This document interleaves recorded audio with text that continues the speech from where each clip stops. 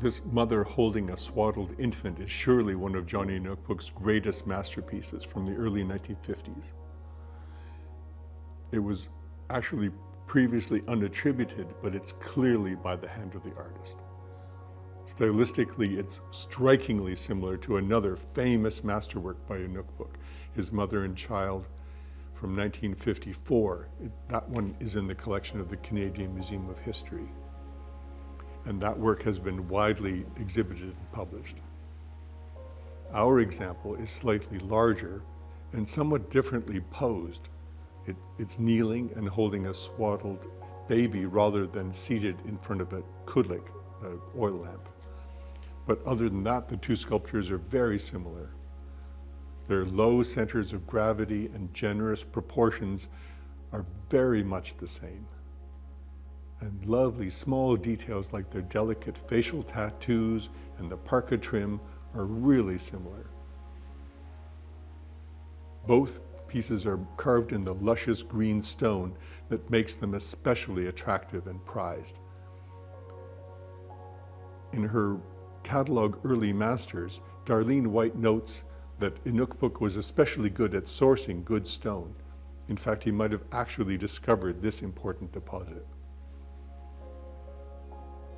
The two sculptures are so similar in style that it's anyone's guess which one was carved first. My hunch is that this one came first. Mother holding a swaddled infant features all the hallmarks of Johnny Inukpuk's first important period. These include the ripe, voluptuous volumes of the sculpture overall. The mother's head, her clothing, her hands, and even the baby look as if they've been slightly overinflated with a bicycle pump. And note that the mother's oversized hands would remain a strong feature of Johnny's work for many years to come. The generous sculptural volumes contrast beautifully with the elegant, incised details, especially the exquisite tattoo marks on the mother's cheeks and chin, and the delicate tassels on her parka's rear flap.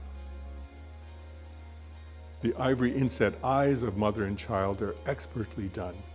Their effect is beautifully haunting in the case of the mother and charmingly hilarious in the case of the baby.